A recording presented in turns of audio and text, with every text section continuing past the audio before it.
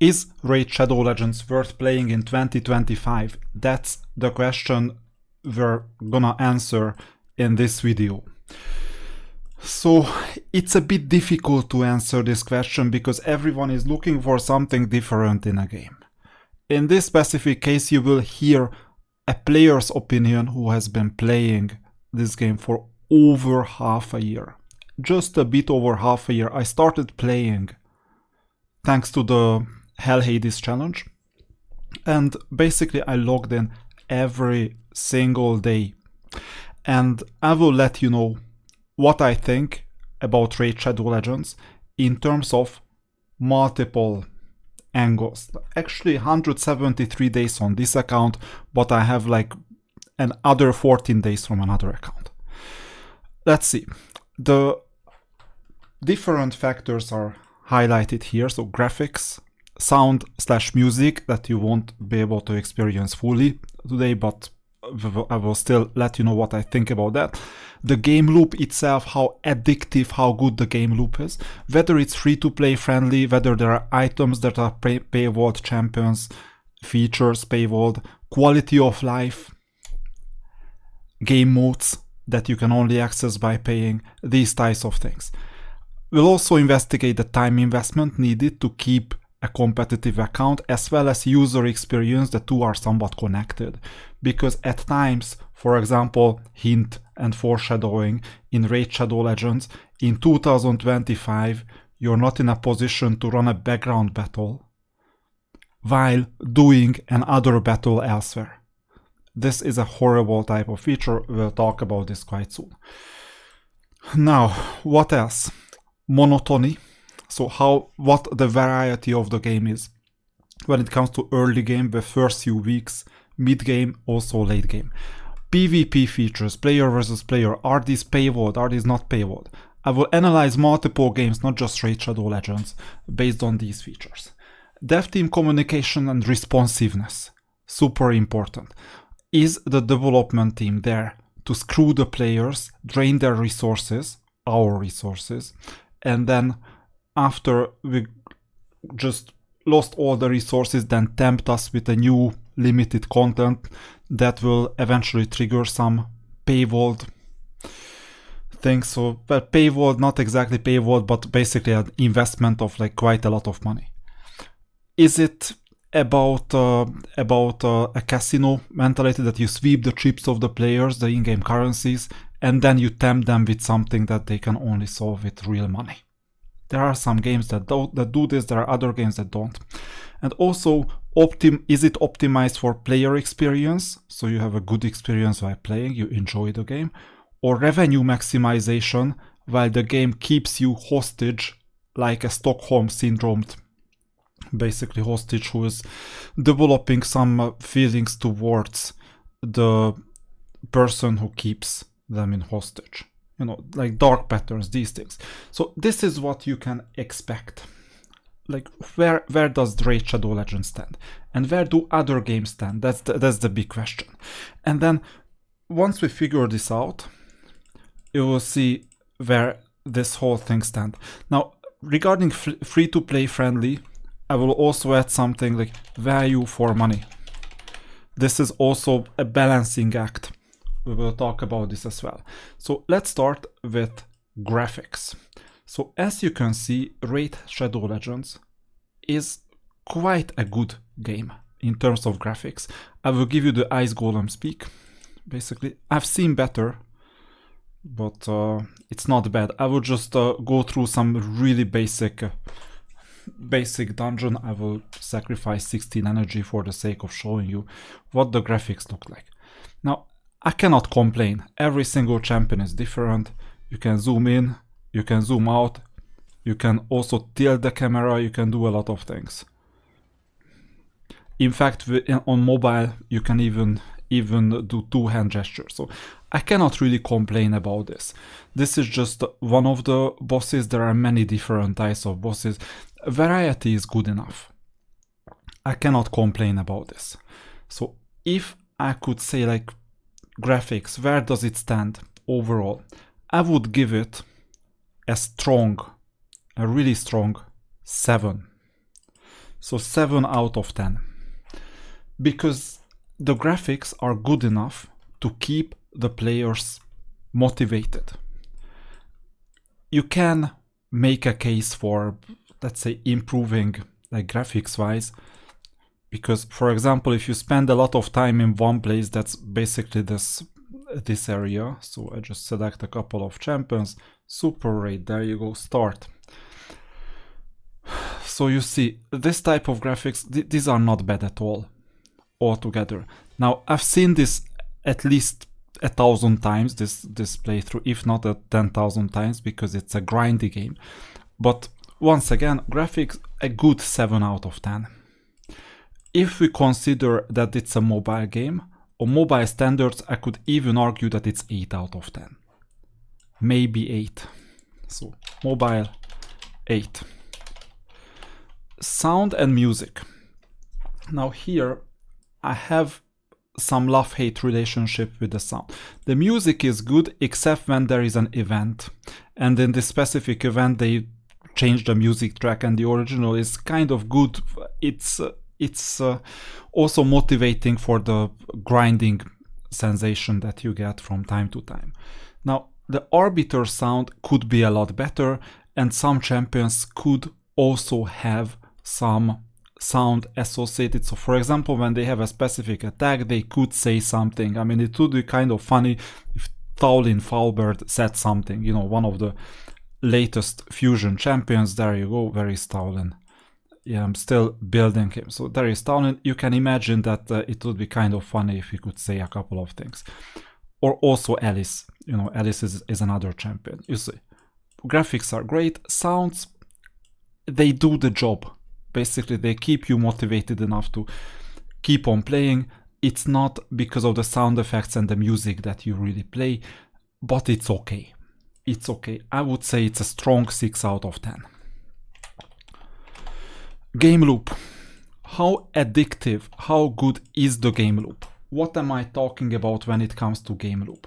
So for example, in Era of Chaos, you have like an 8 versus 8 battle. In Watcher of Realms, you have a tower defense game where you basically defend against attacking monsters.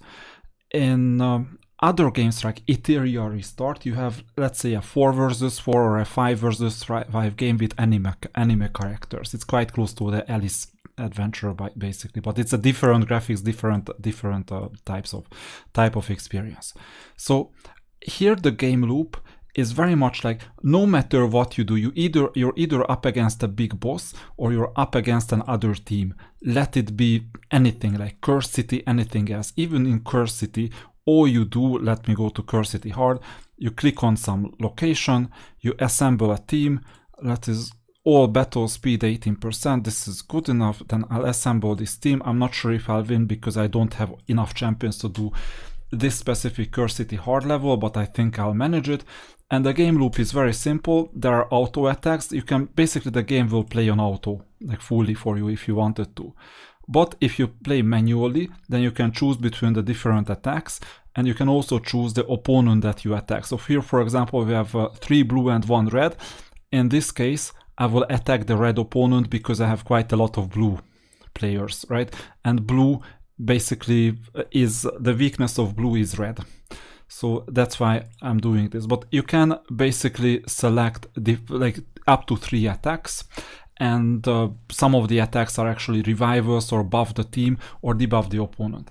In terms of game transparency, here is the info box where you see exactly what is going on in the battlefield. This is a super important thing, like transparency. I cannot emphasize this enough. Transparency is a very important feature from many aspects. So in fact, when it comes to some of the game modes like user experience, transparency is a feature of user experience, but it's also a feature of a game loop. So if the game loop itself is transparent, then it incentivizes you to play. So here it's rather accessibility of transparency. Easy to understand rules, easy to access rules, not necessarily understand but easy to access rules. That goes to UX, but this one is for game loop. I would say Raid Shadow Legends could improve on the game loop, but this is good enough. You know why it's good?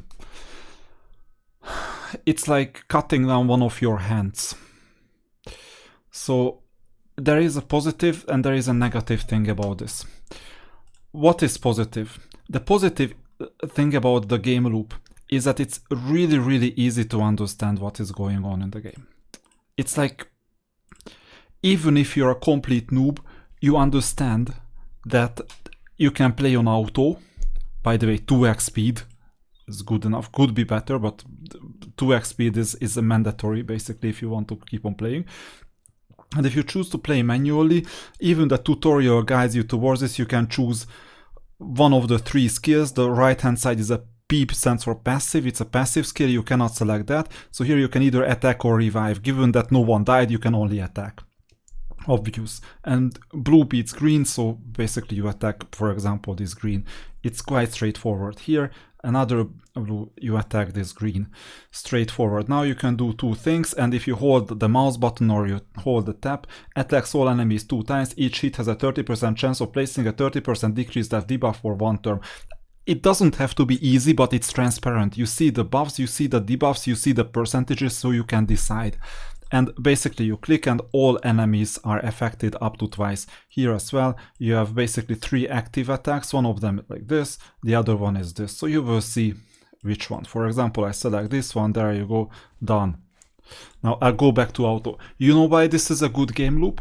Because it attracts the most number of players. It also attracts the casino gamblers as well as people who are mathematicians basically. The mathematician will focus on the best possible team composition and the potential algorithmization, so automatization of the moves so that you get an optimal result. And the casino gambler will still understand that they just have to press buttons and sometimes get stronger, and if they are not strong enough, then they basically like pull the slot machine lever and then they buy some stuff so that they get a bit stronger. So this is quite understandable, right? So this is how the game is working essentially. So it's interesting, and there is also a variety because, for example, in this Cursed City, for here you can play some of your champions that you would not select otherwise. For example, in this specific case, there you go, I'm playing with champions that I normally don't use for everything. So this is basically one thing about the game loop. It's highly addictive for many people, and when you get a power creep, in that case it's even better for you because then you see that you just power through something. So basically time is a currency on some level, because whether these 3 rounds last for like 20 seconds, 50 seconds, 2 minutes, it changes the farmability and the enjoyability of the game. This means that game loop wise, here I would say we're really close to perfection. 9 to 9.5 out of 10. In fact, I'm risking a 9.5 out of 10. I would prefer a different game loop than this one. More control, more variety, more everything, but I understand that in order for the game to be this big and this popular, you need this type of simple game loop with some customization. This game loop is better than the game loop of Era of Chaos. This game loop is better than many other games. Why?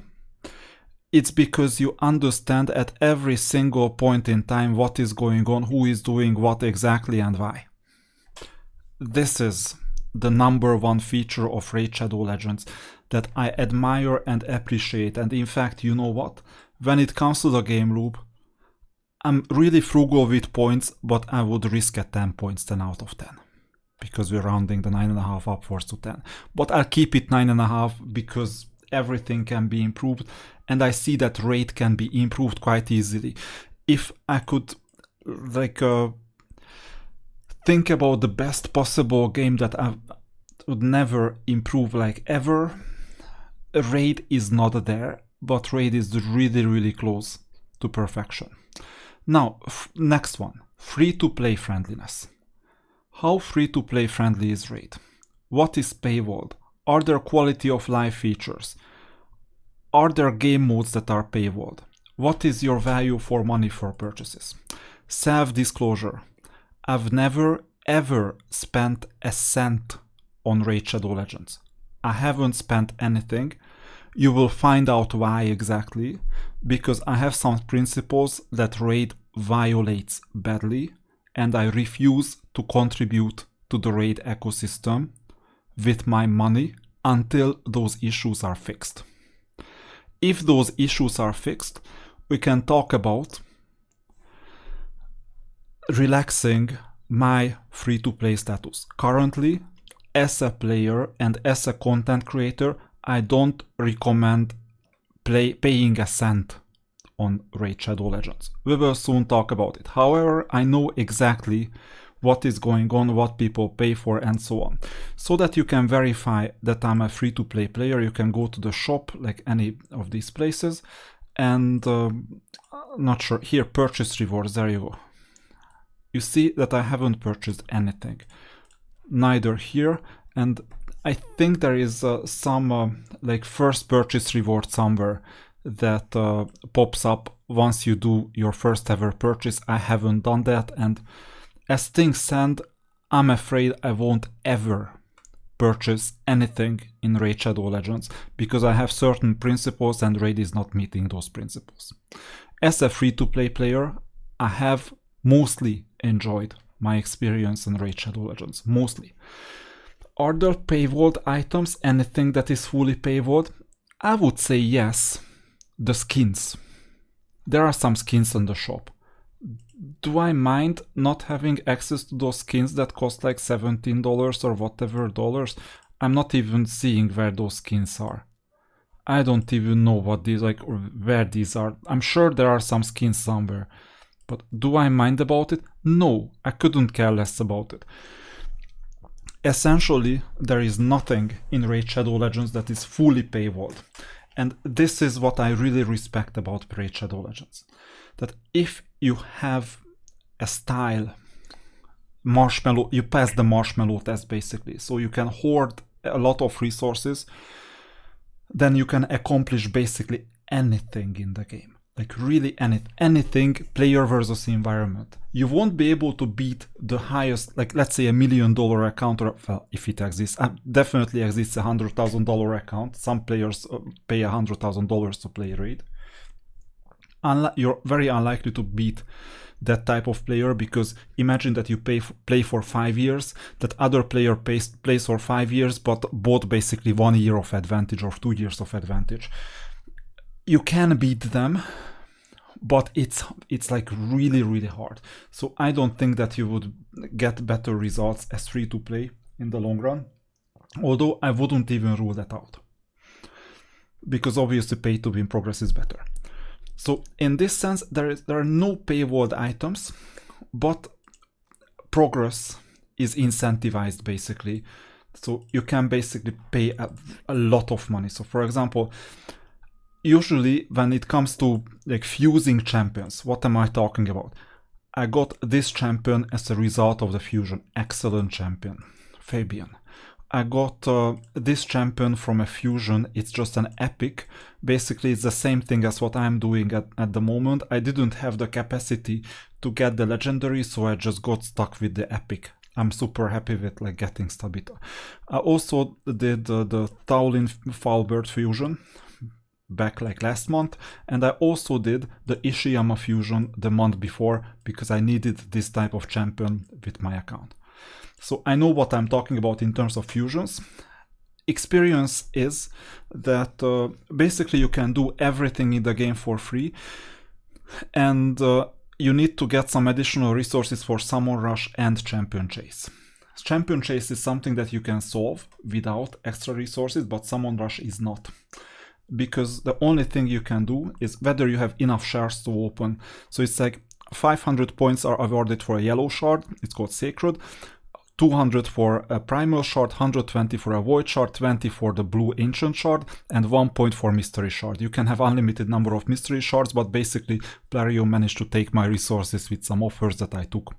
So I wasn't fit for a summon rush, for example, for this fusion, and I'm accumulating even as we speak. So this means that in this case, the only thing I can do if I really wanted that champion badly that we're fusing, what champion am I talking about? It's called like this, like Void Legendary Champion, Titus. If I really wanted to get Titus, then I would do the following. I would go to the shop and check how I can get, let's say, 3,000 points or 5,000 points for the upcoming summon rush. I don't know how many points. Each time is different. And I can start shopping. Let's see, monthly pack, 36 euros. I'm getting like 360 points plus 500, 860 points plus the change, 960 points per 36 euros. Tough. I would need to get like more than 70 euros worth of stuff. Plus the purchase reward. Remember, I've never gotten these, so I could get basically 260 points extra for the first 42 euros purchase. So then you keep on checking, okay, what else? Like this one's still 36, you get like 800 points plus 240, so 1040, 1120, that's per 36. Okay, this is a bit better. But wait a minute, we need like 3000, 4500 or 5000. So you can imagine that a fusion could cost you 3 digits of euros or dollars. 3 digits. So it's like 100 plus oftentimes. Not always, and there are some better offers than this one, but still, I would say that 100 points in a summon rush equals $1. Maybe not exactly, because 100 points may like $1 to $5, I would say that, but the average could be $3, because remember, 1,000 points, approximately $36, the averages don't add up. So this is the difficulty with the fusion. It's not paywalled, but it's essentially, once you drain your resources, you need to be selective. So if you want to collect everything like as if you did like hero collection Pokemon, in that case you would need to get at least 3 accounts and rotate. Collect resources in all accounts, like let's say maintain it in half an hour a day, and then just take turns with each account and just take the champions that are the best for a given account. You have like, let's say, an end game account, an early game account, mid game account, whatever, and then you would collect the champions, and then you would have a really good free-to-play experience with multiple accounts, but then that's a big time sink as well. Quality of life features. This is one reason why I'm not paying a cent, and I will never ever pay a cent on Raid Shadow Legends until they change this. The maximum number of energy is 130. This is a disaster. This is inhuman and unethical. Why? 130 energy replenishes fully in 6.5 hours. Some people play Raid Shadow Legends competitively. They want to break some like record, world record, or they participate in the Hell Hades challenge. This is why I got to know Raid Shadow Legends, because I wanted to play the Hell Hades competition. That's the main reason why I started playing. And in a competition, you want to optimize your resource consumption. Now, if your energy goes up to the maximum 130, you can only afford to stay asleep for 6.5 hours until the game is not working for you because you're not getting energy. Obviously, you can go to the web shop, and obviously, you can go and buy some whatever energy. So for example, this 36 euro pack, 1000 energy, there you go. Daily energy pack, there you go. 17 energy plus even more energy for 24 euros. Kind of expensive, because you end up using all this energy like within a day. You could end up using this, but you know, this is like Hunger Games, so players are hungry for resources and they basically pay money to play, let's say, to just play with the slot machine. This is like not optimal. I know, I get it. Another way is that you buy a gem pack that's basically better value, and 40 gems equals 1 energy. So that's what you can do if you're missing the energy, obviously. But wait a minute, this is like not a paywall feature, but it's a convenience feature. That's 6.5 hours. It would make so little for Plarium to change this 130 to something like 200, and then people can get a good night's sleep and compete really well in challenges as well. Now there are options to overcome this. Like one option that I figured out is, let's say you record a script that basically plays instead of you, and they play really slowly. So let's say they consume 24 energy in let's say 2 hours or 1.5 hours, and then you can have a good night's sleep. And this is basically a skill thing, so I understand, but it's not part of the game, and in fact it could even be illegal based on terms and conditions, not as if people didn't use it, you know. But this is an issue, this 130 energy. It's not paywalled, but it's bad. Quality of life. We don't want like max out energy. The only reason why I have this is that a few hours ago I basically completed all my quests because I didn't have more time to play this game today. And after completing all the quests, basically all I wanted to do was just to like continue playing the dungeon with the Ice Golem. So I only wanted to play Ice Golem Speak, and basically that's it.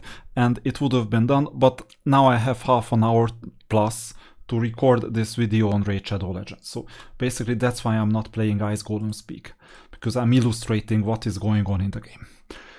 Value for money and paywalled game modes. So game modes are not paywalled.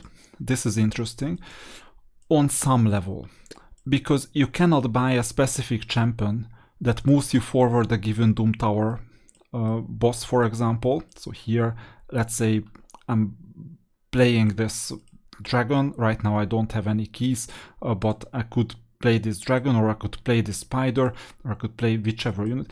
It's not possible to buy money to go through the event dungeon or any sort of dungeon just by getting a specific champion, unless it's a fusion champion, obviously, and you would not be able to fuse the champion in any other ways.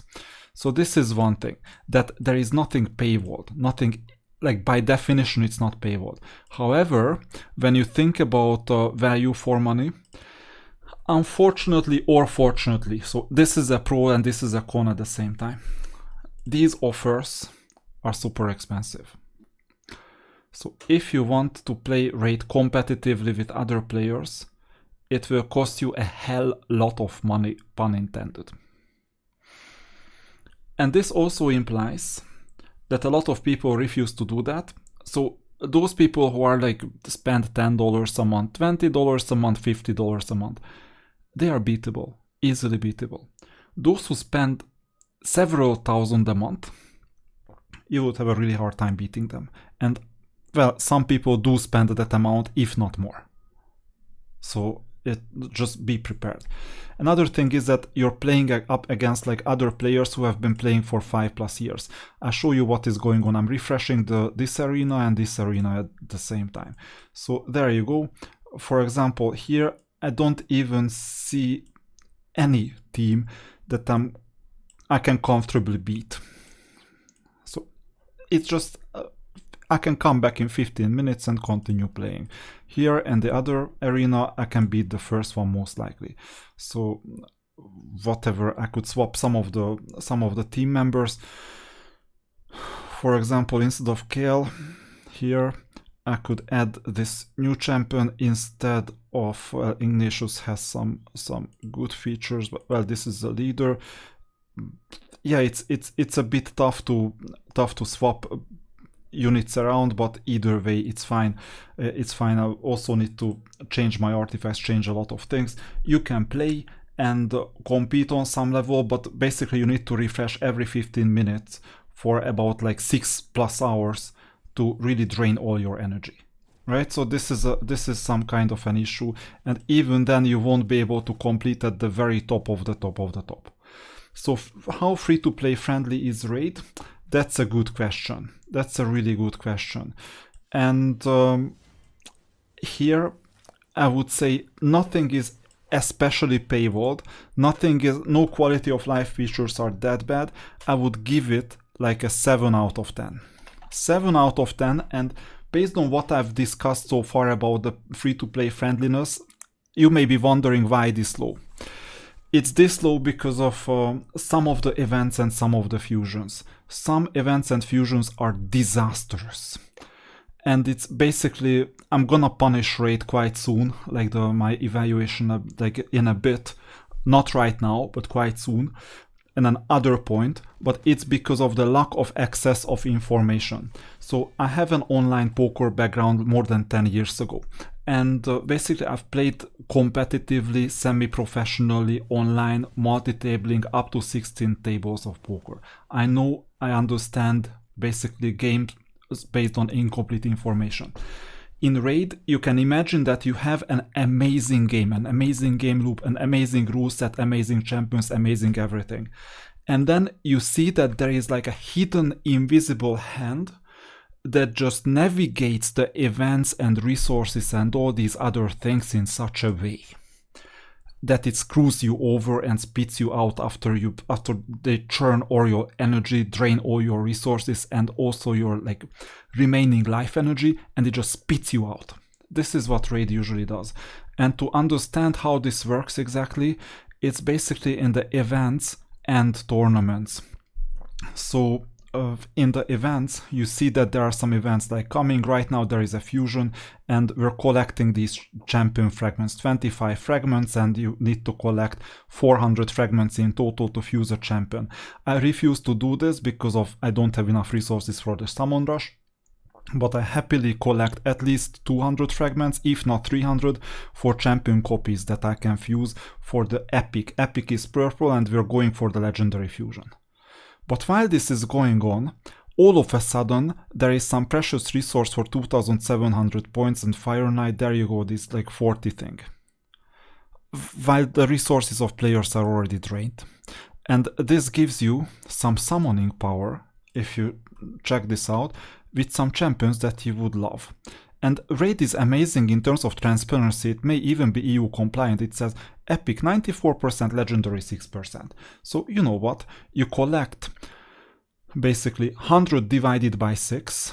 So it's like 16.7 times you collect these like 40 things. You can expect to get at least one legendary champion that you actually badly want. You badly want some of them. This was a fusion champion. This looks like a great champion too. I'm just randomly clicking buttons. So some of the champions are amazing and even the epics are great as consolidation prizes. So I've basically had trouble against Rector. This was a paid champion at the very beginning. I didn't pay it, so I don't have it, but I could get it with this thing. So in the meantime, they give you this. And by the way, while you like don't have any resources and drained your soul stones already and some other things, all of a sudden, you see that there is an Infernal Deck of Fate that guarantees a legendary champion, another one. It's not the best legendary champion that I've ever seen, it's like called Krakos, but it's a legendary champion still, and some people have like 5-star souls for this champion already, which makes the champion even stronger. What am I talking about? Like this thing right now, right here in the soul collection. Let's say I have a 5-star soul for this champion. If I ever pulled it, I would be really, really, really happy. Because it would make a huge difference in terms of power with respect to the regular one. So if you understand all this, then you know why it's only 7. Because it's all about one thing. To tempt the players to spend their resources. And then tempt them even more when they don't have resources so that they go in the shop and spend hundreds if not thousands. In marketing, there is something called a tripwire. For example, okay, I just buy a shard for €1.19. Why 19 cents? Because VAT is 19 in where I'm recording sales tax. But maybe it's just $1 for you. It's so cheap, it's just $1. And then you think of yourself as a paying player. And then next time a fusion comes, oh, okay, I need Summon Rush. How much do I need? 3 times $20 pack, $60. Okay, I'll buy $60. Next time, oh, actually, I will buy $200. Well, actually, I can afford it. So this is how people start spending thousands. And that's evil. And it's by design. Oftentimes it's by design so that if you're a free-to-play player, even a grindy player, you won't be able to complete things. on purpose, by design. That's why I'm giving it a 7. Theoretically, it's really free-to-play friendly if you know exactly what you're doing. In practice, there is this invisible hand that screws you over whenever. So that's free-to-play friendliness. Next one, time investment. Time investment in Raid, I would say it's so too much content repeating, slow battles that cannot be skipped, and what else? So these types of things you cannot skip. Auto battles that don't even make it possible to close the game window. These types of things. Here I would give a 3 point out of 10 for Raid. Only a 3 point. I'll show you why. When I started playing, my game experience was brutally bad. It was very much like the following. I'll show you like one dungeon, like level stage 16. Back then we didn't have a super raid. Super raid is basically something that you play 2 games, so basically double the energy, double the rewards. You're playing for the rewards so that you can complete events and tournaments. Now we're doing a super raid. I'll show you what's going on. You can criticize my teams, it's not optimal right now. Okay, so I'm not claiming to be an expert player. I'm claiming to be someone who is interested in evaluating different game systems, and once there is an esport competition anywhere, I'm motivated by esports mainly. So in this case, I'll go there and optimize the hell out of the game, and then I go at it. Raid is not an esports ready game. The best thing we have is the Hell Hades challenge once a year. That's all. So here you see, I cannot skip this battle. I have 2 options. One option is that I look at it, or I don't, but if I don't look at it, even then it drains my mobile battery. So my cell phone battery is being drained while I see this. And the maximum I can do is 2x speed. 1x, 2x, these are my choices. Okay, 2x is better than 1x, but what would it take to get 3x? What would it get to take auto battle? Not much. And there is proof to it. And there is an intention behind this, so that Raid becomes part of your life, so you think of yourself as a competitive Raid player, someone who is willing to invest in the game, invest your time or invest your money. And once you figure out that it takes too much of your time, so Raid takes too much of your time to play, in that case you may rationalize, okay, maybe I will substitute my time with some money. After all, I'm a successful person who earns X times 10,000 or X times $100,000 a year. And then I can rationalize spending, let's say, a few $1,000s because, you know, others invest their time. I'm a successful person. I'm investing my money. This is why they don't change this. This is the reason. But they give you a way out of this. And the way out of this is quite straightforward. It's like you can, if you want to, play this on PC, for example, where the PC client can be taken to the background, and in the background you can continue basically, you know, doing other things on one monitor, this runs on the second monitor. Or you can have 2 mobile devices, for example, you have one cell phone and you have a second cell phone.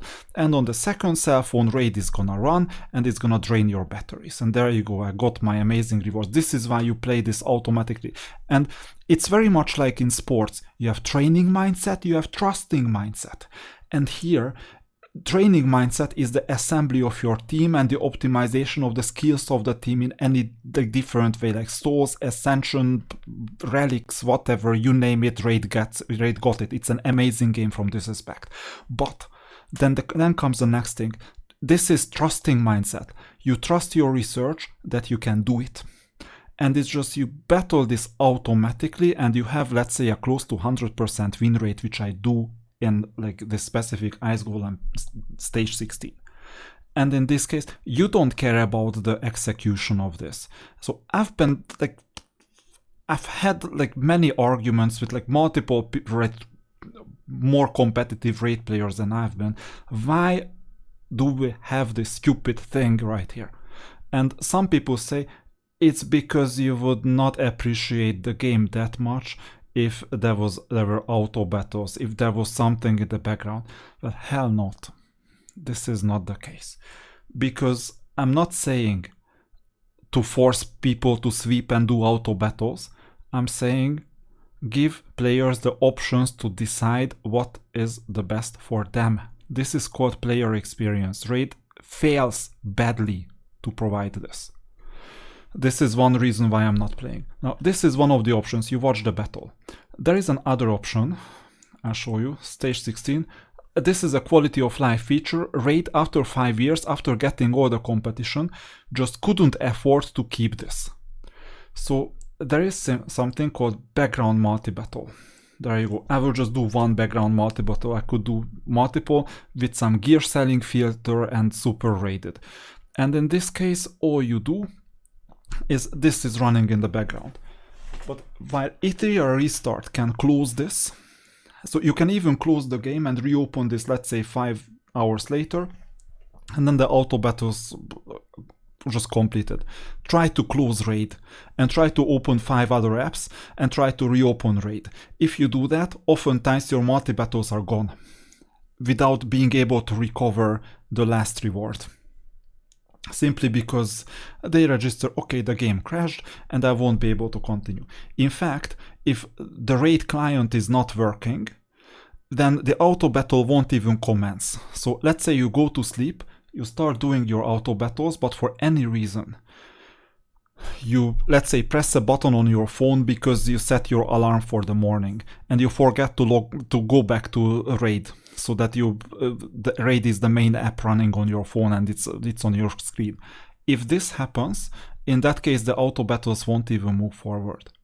They just get frozen where they were originally, and if your raid app restarts, in that case tough luck, you lost the resources, you're not getting any reward. This is stupid. It's so easy to fix this. And the reason why it's not fixed is not technology. It's not why Plarium doesn't have the money or the competence, the skills, or the capacity or the resources to fix this. It's because this maximizes player engagement in a way that this type of bad player experience incentivizes players to take action to maximize Plarium's revenue. This is what's at stake. Okay, so it's not a competence problem. It's by design. And this is when I say time investment. It's basically raid treats your personal time as an in-game currency that you can trade against another currency that is real money. You know, there is this fun thing that there is something in the game called a mixed fusion. A mixed fusion where basically you have let's say the traditional fusion is that you have 4 epics, you level them up to 5 stars and ascend them like so that they get purple stars from yellow, and once they are up to level 50 you can fuse them. That's the traditional one. And the other fusion is when you collect basically 100 tokens out of this. So it's called fragments, 100 fragments or tokens. Right now I have 125, so I could fuse one and I could keep 25 fragments. And then you say summon. I'm not gonna click this because there is an optimal time to spend this resource. It's not now. And then you get the champion, right? So this is the other type of fusion. You have both fusions available, and this is a mixed fusion. Now the joke about Raid Shadow Legends is a mixed fusion is when you mix Visa with MasterCard. Guess why? So this is why, like, time investment, it's intentionally by design horrible. 3 out of 10. And this drains user experience as well, in a sense, like 5 out of 10, I would say.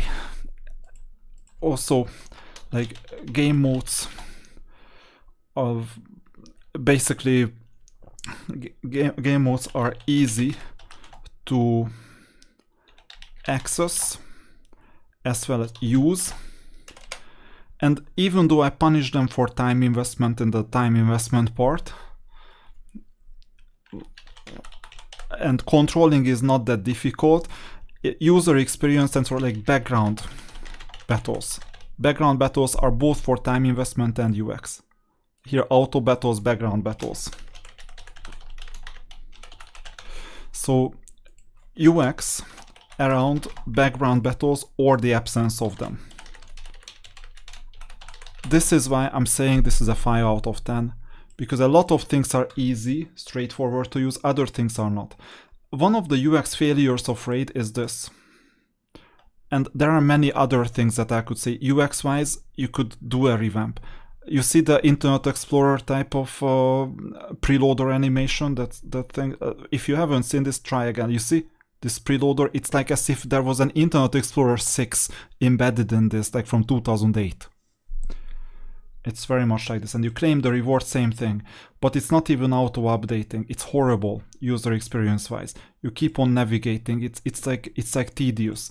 One other thing that is like not obvious to me, like how do I handle this chimera key and why is there a red dot? You see, you need to understand this as well in order to play. I'll keep this open. Or if there is like, let's say Demon Lord, why do you not get a chest? Why is it happening that you're not getting a chest? And then you need to understand, you click here, requirements over 39 point something million damage. But how much damage have you dealt? Well, I have no idea. And then I'm like, okay, I'll need to scroll down. Oops, 41 million in 3 keys. Well, because this is not an optimal team for this. Anyway, okay, it's not bad. I could learn from other people's teams, but I don't have many of these champions. Actually, I have some of these champions. Actually, this would not bad to copy. And not just copy, but also like improve. But this is a 3 key. Anyway, so here you see that it's not evident like how you can get the best rewards. Do you approach Nightmare? Do you approach Ultra Nightmare? What do you do? You know, it's something that the tutorial doesn't exactly say. That's a bit difficult in terms of UX, but a lot of things are actually working and the game is quite easy because the slot machine element is working fine. It's okay. So 5 out of 10 is okay. The user interface could be better. It's a bit outdated, but it's working. But you know what? There were many casinos in the 2010s that came from the 1990s. I managed to maintain some of them. And basically when the website itself, it's like you had Flash games embedded into a big HTML table, where basically the text were images because they didn't even know how to do proper typography other than just doing images. Then you know that the reason why they didn't want to change it is that they didn't want to mess up the revenue that specific casino was still generating. That's the reason. Raid is afraid of basically replacing the outdated user experience because it's a money milking cow, a money milking machine. And they just want to milk the players. And well, new players you'll need to face with the suboptimal user experience. It was good for others 5 years ago, it's gonna be good for you as well. It's a bit outdated, clunky. I would prefer a new type of user experience. Unlikely that Raid is gonna give us tough luck. Monotony, early, mid-game, late game. I made some research on mid-game, late game. I'm not claiming that I'm like that good at it, but I know that when you finish the Arbiter mission, you start the Marius, I would consider this mid-game. And late to end game is when you basically finish all the missions. So Marius, Rama to all the missions. So these missions on the left. I haven't even managed Arbiter so far because, well, 170 days you may claim like why. I could easily finish this, but you see, I was not playing that competitively after the first 3 months. I couldn't care less about these missions. I couldn't care less about Arbiter, although she could help my account. And it's just, I never wanted this. I will complete this sometime in the future, but it was just not worth for me, the time investment. But Ramatu and Marius, these are the missions. Once you complete these, and once you complete Faction Wars and you go on Faction Wars hard, then basically you have a late or endgame account. The endgame doesn't matter at this stage because Raid will never end. It's like you will always get new challenges. A lot of players complain about end game monotony or late game monotony because there is not much to do, nothing new. It's like repetitive, you keep on doing the same thing and the challenges are stupid. It's like an unrealistic opponent that you're facing that is buffed to like beyond like realism. It's basically, I'm also like I would like to play against realistic opponents. For example, if you come from Fallout 3, Fallout 4, you know that the opponents are like comparable to you, the player. Here it's not the case. Why? Because the biggest thing that you can do is level 60. All your champions have a maximum of level 60. You cannot exceed level 60. You can awaken them with like the perfect soul. You can ascend them before for the purple stars. You can change the gears. You can add them relics, and you can unlock masteries. You can do auras. These are masteries, auras, and a lot of things. But the only thing you cannot do is change this level 60, go beyond level 60. And first, during the very first days of my raid playthrough, I'll show you what. First I'll finish the multi-battle. There you go, I got this amazing stupid resource that I'll need to sell anyway. Now, let's go to here. You see, I don't even need to play this. The opponents have a level of 84. So the opponents are on a level that you will never reach, because the max level is 60. And you see that basically I'm like better already now with just this one player, Alice. The reason why we're doing this is that we're training the other 3 champions so that they level up and then they rank up. So this is the thing. And in late game monotony, the problem is that you get a challenge where the opponent is at a level of, let's say, 180, and you just don't understand in terms of your own strength what this means exactly and what you need to basically grind them down. This is why it's like unrealistic. The player versus environment PvE is unrealistic, while player versus player, for example, arena or live arena, it's a bit different. It's okay. Well, let's say here is like I still have 5 live arena. I didn't want to play this today, but I'll show you. It's like you're basically playing against a real life opponent or a bot. You never know which is a bot. And now I'm like picking Alice so that he cannot pick Alice anymore, because after the second live arena you cannot do this. I'm picking Fabian and, for example, Ugo so that the opponent cannot pick this. And then I have 2 more champions. I either get the Void Legendary on, but I haven't trained him fully, or I get Sabita for the increased attack, defense, and extreme good speed. So I'm picking this. There you go, opponent is picking. Sometimes it takes a minute for the opponent to decide. That's a bit of a problem. Now, evidently, I surprised them with this, because the opponents don't tend to pick these champions because they don't have a mythical champion, for example, really low probability. Now, I'm gonna ban the first champion unless they get a better one. You see that they go screwed with the my last selection. So now it's like thinking, or the opponent just left. This is not a bad game mode, and you see that you understand what kind of champions they are. So He-Man here, you understand what this is about. This champion you understand as well. You've played against this. I hate this champion, like I hate playing against this champion, so I'll ban them. And Loki, I mean, I'm not afraid of Loki, except the +1. This is a bit dangerous. Anyway, I'm still gonna ban the original one because this gives me a really hard time. They banned my only speed champion, so I go for defense and go second champion. Unfortunately, I don't have Stone Skin, but defense +35 plus Sabita is gonna give me extra attack defense. So this is the thing. And then we just play. I'll play it on auto. Actually, I went first. Well, no, actually not first, because the opponent, one of the units of the opponent went first. So you see now I have the extra attack, extra defense, and now I can just survive the first hits of the opponent, or not. And most likely I'm gonna lose either way. But actually I'll override the auto in this case, because once you see this, in that case, well, this is a revival, so I'll leave it for later if I even survive that later. But what I usually do in this case, if I survive this, I'm not sure because this champion may still act. Yeah, unfortunately I didn't, but I would have like transformed and I would have healed the whole team and protected the whole team. Unfortunately, I cannot do this anymore. Anyway, this is basically the live arena feature. So you see that you're relating to real world opponents. There, it's not the case. So for late game, end game, this is problematic. And you know what else is problematic? Both not only in late game, end game, but also other places. The arena and the tag team arena. You have to go there every 15 minutes and refresh. This is horrible. And you get opponents, and oftentimes you cannot do anything with the opponents, not because you're gonna lose. Like you see this champion called Armans, and then you just escape as much as possible because you basically you don't even take a turn. So this is monotony. Early game monotony, there is another problem with early game. That problem is the 720 rule. So basically, you need to get 2 1-star champions to get a 2-star champion. You need to get 3 2-star champions to get a 3-star champion. It's like a factorial. And then you need to get 4 3-star champions to get 1 4-star champion. And you need to get 5 4-star champions to get a 5-star champion. And guess what? You need 6 5-star champions to get 1 6-star champion.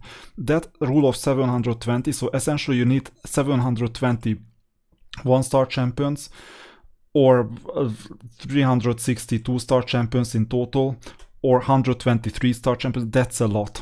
So basically what you do is like a Jenga tower. No, not Jenga, because it's not gonna collapse. You rank up and then you sacrifice 2 2-star champions as food for the leveled up 2-star champion, and then you get a level 1 3-star champion. This is what the game is all about. It's too tedious and a lot of people just quit an early game, because even though it's possible to get the first champion 6-star, usually Kale, usually this one, or usually the champion that you got, in my case Alice, but I could have gotten someone else as a promo code champion, for example Monkey King, Sun Wukong, or someone else. In that case it was 6-star one of them. But why some people do it in one day and they just follow the pill of basically grinding all day and getting the champion. For others it takes more than a week to do this. For others it takes more than 2 weeks. It took me 3 days in total when I didn't know what I was doing with this account. So approximately 3 days. This is the early game monotony. And mid game, it's like you need to hoard resources to spend them optimally. That's what the name of the game is.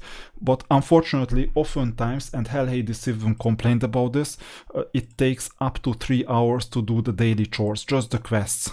So daily quests, daily quests and advanced quests, these are the ones. I've done all of them today, but only today. This is a difficulty, another difficulty, because once again in Demon Lord, now there are auto battles. Earlier there were no auto battles and you just watch them for like 10 minutes, or you manually play Chimera or Hydra for like 30 minutes plus, and at least once a week. People don't have time to do this.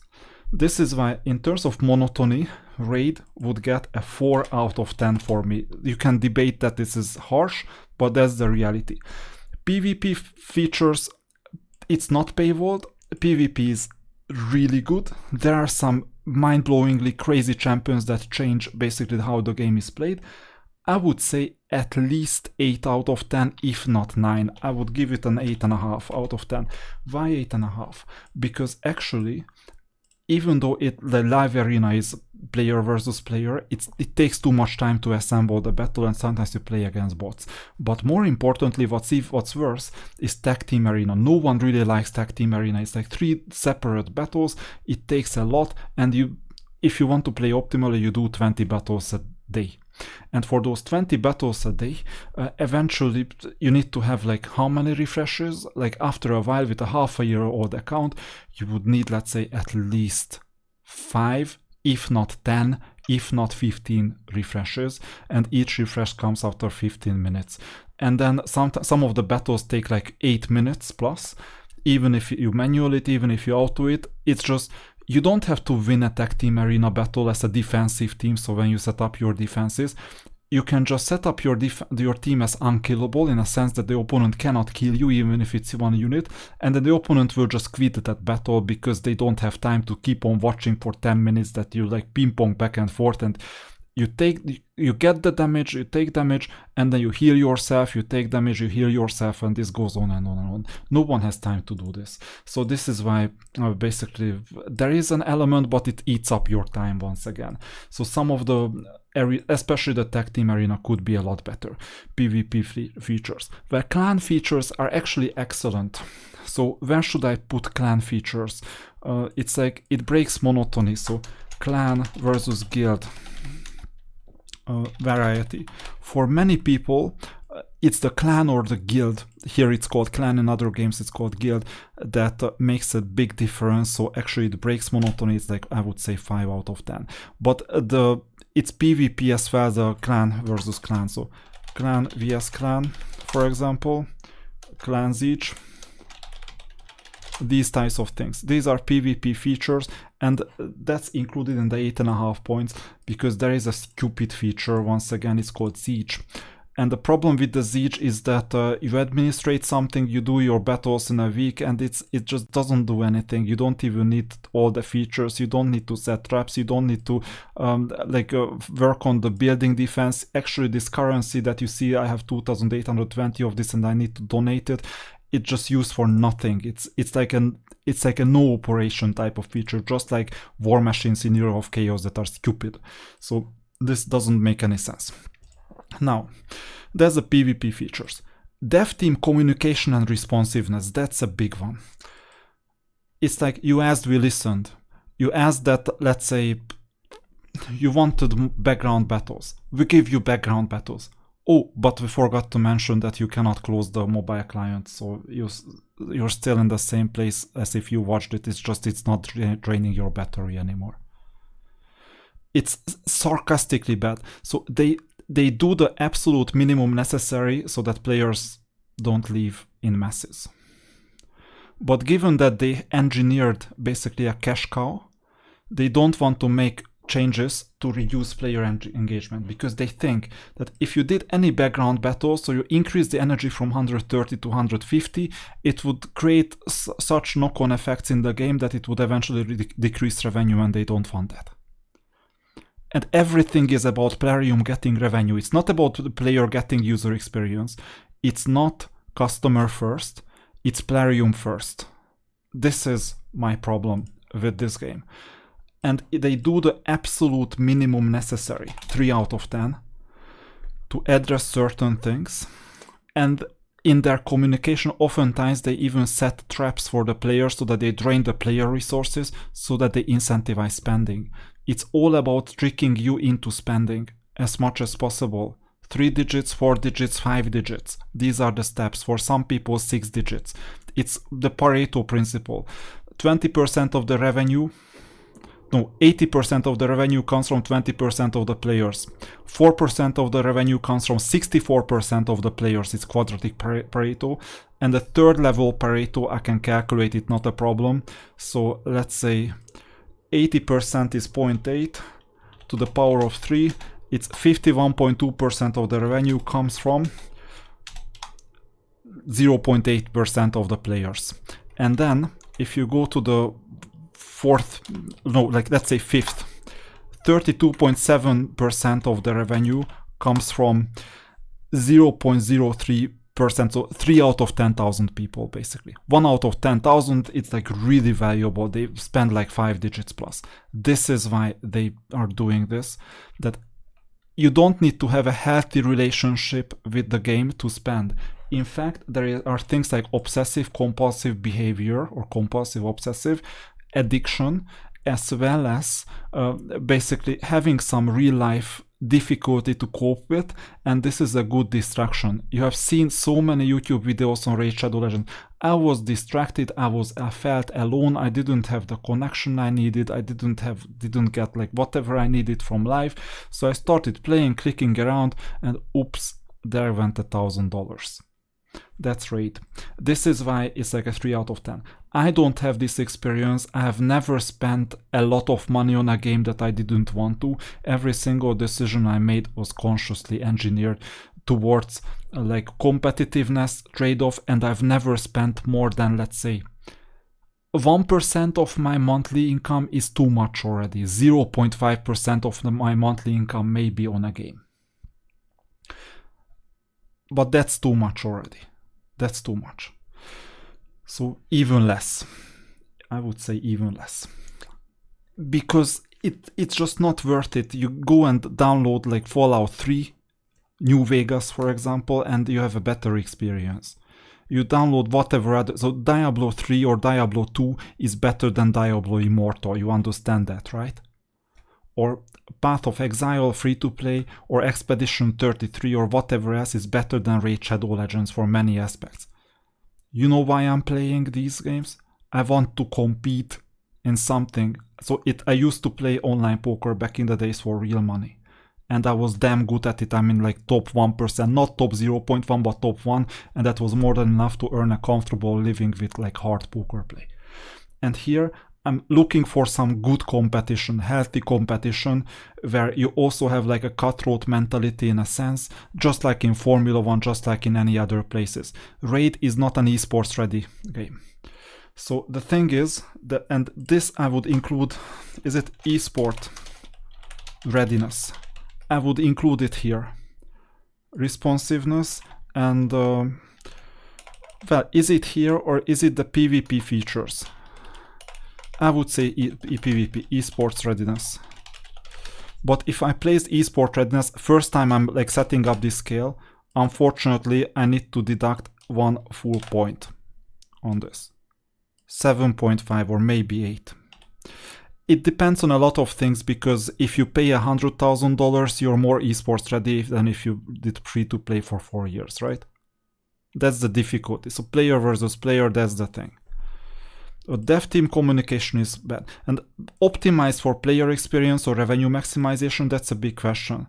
And here, I would say they do the absolute minimum. So 1 out of 10. And this is why I'm not paying a cent on Raid Shadow Legends. That's the reason.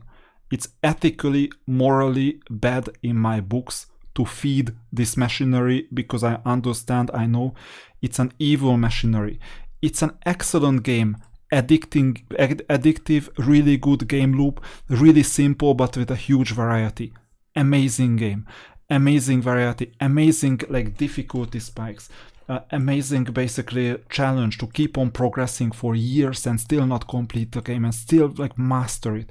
You know, mastery is when you get engaged in the game and you return over and over and over again for the sake of becoming more, so becoming better, understanding basically how to overcome challenges, huge difficulties, huge hurdles. And this is an intellectual, mental challenge. Raid is an amazing game at it. And then come these like dark patterns.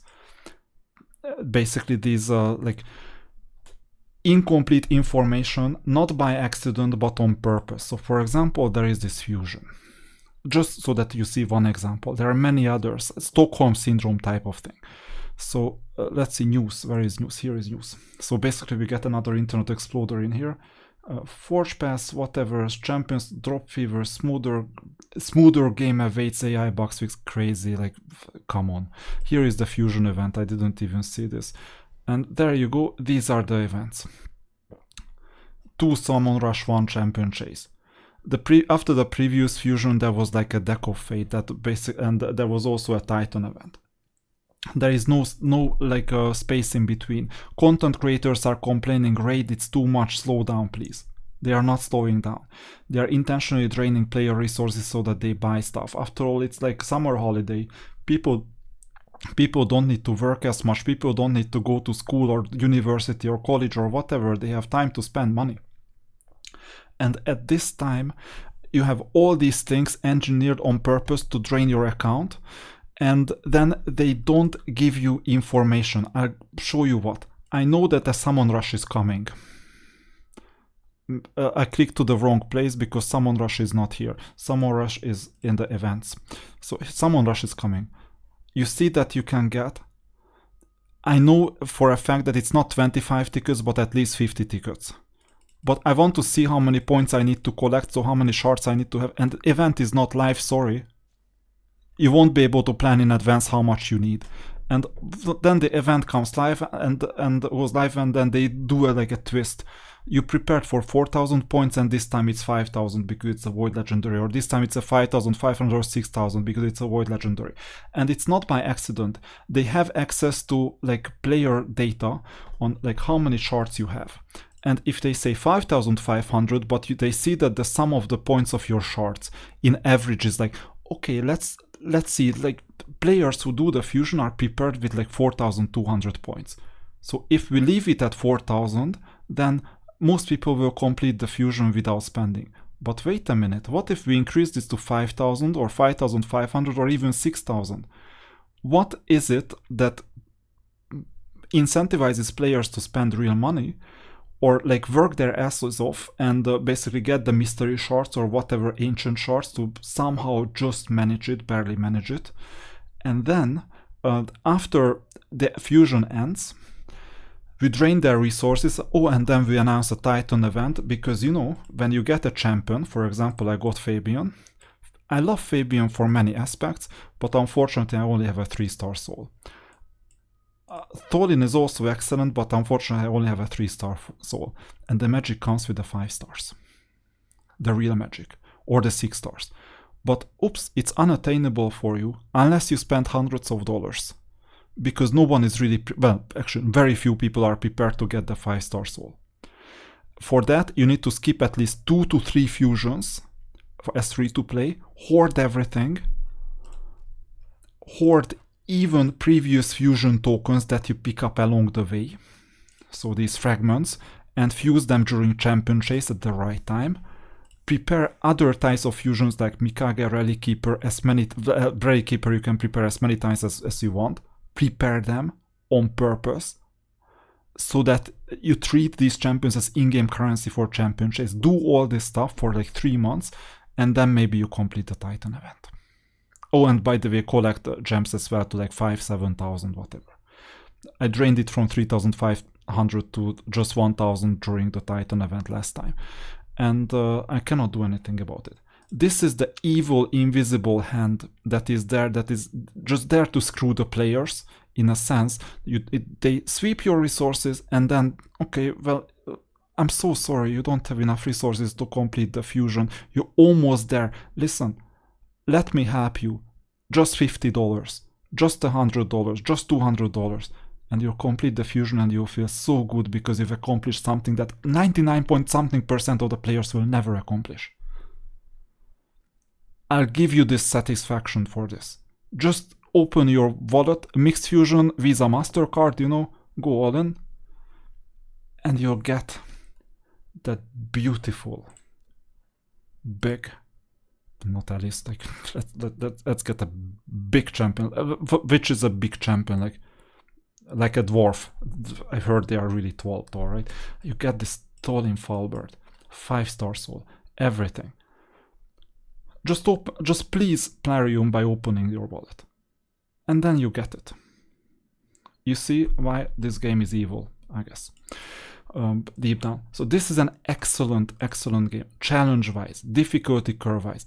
It gives you food for thought for years. Many years. But then comes this part that actually makes this game a best seller, but not a best type of like 100% rated excellent amazing game. And that's my verdict.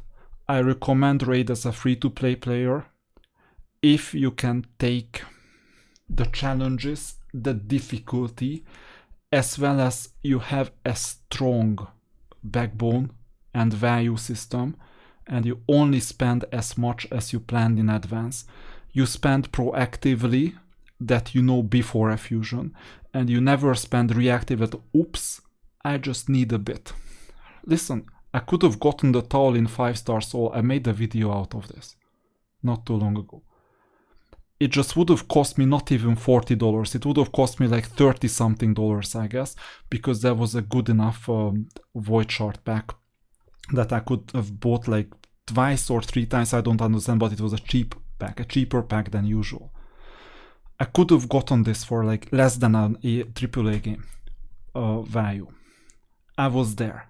And then I thought, listen, I've played as free-to-play, I'll continue playing as free-to-play. Plarium doesn't deserve this. I went in the Titan event in advance knowing that there is a risk of failure because it's an incomplete, it's on purpose with incomplete information so that players cannot plan in advance, and they substitute planning with credit card. That's the objective. And once I realized that I either sacrifice my free-to-play status and I get the 5-star soul and like I max things out properly, or I keep free-to-play, I chose the latter. It's out of question. It's my value system, my beliefs. I refuse to pay for this thing because I know that in that case it's gonna be a never-ending story that will open up the gates to like 3 digits, 4 digits in dollars, for some 5 digits, for the selected few 6 digits.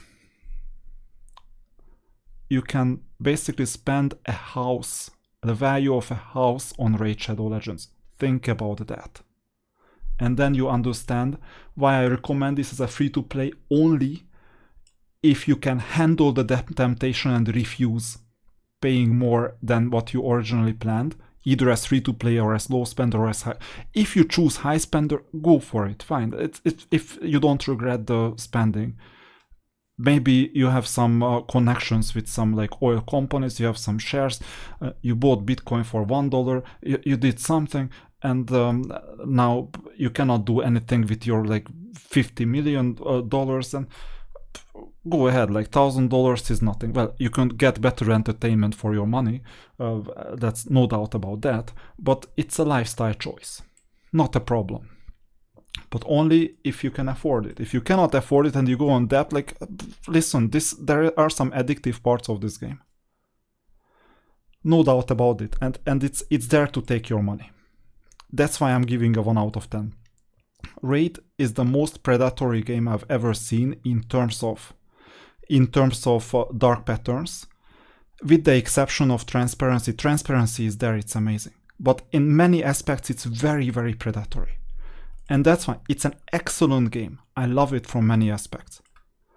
But then comes this other thing. So in life, nothing is black or white, like fully. It's like in between. These are the gray areas. So I really enjoy Raid, and I'm grateful for some of the advancements that I've like learned. It's an excellent like hero collector with like optimization, and I've learned a lot of things. But given that I know that there is not gonna be an esports scene out of this, I never took it seriously enough. And given that I also know for a fact that I will never catch up with the top spenders, and I know that the toxicity of basically how Raid is handled, like how it's managed, is not gonna change drastically until the cash cow is there, I made a decision of refusing to feed the beast at all. That's why I'm free to play. If there is a change, I'm happy to open my wallet and spend like, let's say, a AAA value on it, so like $80 or something, or a $10 to $20 per month subscription. This is what Raid can be worth for me in the long run, if they fix some of the predatory practices. I'm not even talking about pop-ups. I don't care about pop-ups. I can close them, not a problem. I care about the incomplete information, how it eats your time if you play like competitively, these types of things. And I could tolerate this if there was an esports scene, but there is no esports scene. That's why I refuse this. So let's sum the points. 7, 13. It's like 23 because there is another 0.5, okay? 30, 33, 38. Then 43, 51, 54, 55. There you go, 55 in total. So 54.5 because the other .5 is basically gone. So 54.5 out of 100, which is like 54.5%. This is my final verdict. The numbers don't say anything. So in American schools, usually when you take a test, you fail below 60%. That's the thing. Raid is not a failure. It's one of the most successful gacha games out there, like you've ever gotten. Hero collector with an amazing dark fantasy setting where you can have a lot of fun with it. It can become addictive. You need to control that. If you have like bad tendencies, it can basically cost a lot of money. Okay, that's the idea. And I'm not sure how much I'm gonna continue playing like this account. At least the arbiter missions I might complete, but for that I don't need any fusions. You know why I'm still playing? I really enjoy collecting like heroes like Fabian, like Alice, these ones. And if there is like, let's say, a new universe that is like a crossover universe, and I want that specific champion, not because I want to go to the end game and get all the challenges, but I want to get that hero, I obviously get it. I know that there is not gonna be an esports like out of it, and I may prepare for next year's Hell Hades challenge, also as a content creator. I enjoy these parts, especially the competition, like that type of competition. For that, I'm willing to optimize like new accounts. But just for the progression in the game and like PvP and PvE, this is basically something that I refuse to optimize things to the extent that other players are doing. And you can see this refusal if I played competitively around 2 months in, and now I'm 6 months in. I had a chance of collecting the arbiter like within 3 months. There was a chance. I consciously refused to do it because I wanted to go for the Fabian fusion because I wanted that hero. I did it. It was a bad move for the challenge. I still finished 23rd out of like 60 something content creators, so not bad. It was a bad move for the challenge, but a great move because my award for the Hell Hades challenge was the account itself. I understood this and I continued playing. But then I went into this, so I investigated how Plarium is running the game, and I really disagree with some of the practices. So this kept me at the free to play like area, so I refuse to pay any money on it. And this is gonna continue like this because I'm kind of strong against addiction in this sense. So it's like or FOMO. So I can get a FOMO immunity because my values and beliefs override FOMO. That's a rare trait, I know, but you can count on me for this. And you see, it's just 6-7 missions. I could have completed this like 3 to 4 months ago. I didn't because I had different priorities. It's so easy, there is like nothing else. Clan mission, like Demon Lord, I can finish this in like 2-3 days. Fire Knight, I've done it once, but I did it like I don't know when. I just refuse to farm this because I don't have a level 20 team yet. Although manually I could do it, but I need to do it on auto. It doesn't take much, it's just Ascensions, relics that I have now. Also better gear, now I have pinpoint gear thanks to farming the event dungeon. So basically now I could get there quite easily. But it's just, it was never a priority. So maybe I'll do this. And basically then I could either retire the account. There is no like negative thing about like not logging in for 2 weeks or whatever amount of times. So if you don't log in for a week, you still continue at day 174. There are players who started 5 years ago, right? You won't catch them whatever you do. Maybe with like 6 digits, like mixed fusion or Visa MasterCard, you know. Then you can catch many of the players. But you won't do this. 174 days, like whether it's gonna happen in 2 weeks or whether it happens tomorrow, it doesn't matter. You can take breaks, not a problem. The problem is, what I said, is how Plarium runs the game. If this changes, this could be an amazing game, an amazing experience. And then I would be happy to spend real money on the game as well. This time I'm not happy with that. And therefore 54.5% is my final verdict. I'll continue this deep dive analysis with other games as well that I have experience in. Extensive experience. Right now I have like Era of Chaos and Ethereal Restart. Well, 1 month plus. Let's say if I have like 2 months, 3 months of experience at least, then I'm like authorized to do this kind of, I'm authorizing myself to do this kind of like deep dive opinion from the perspective of a player. And hint, I have spent on gacha games. Not that much, so not like a fortune, not like a house, not even $1,000, but I've spent on gacha games already. So I know what it takes to open my wallet and when a game is not that predatory. So that's it. And well, if you agree or disagree, please write it in the comments.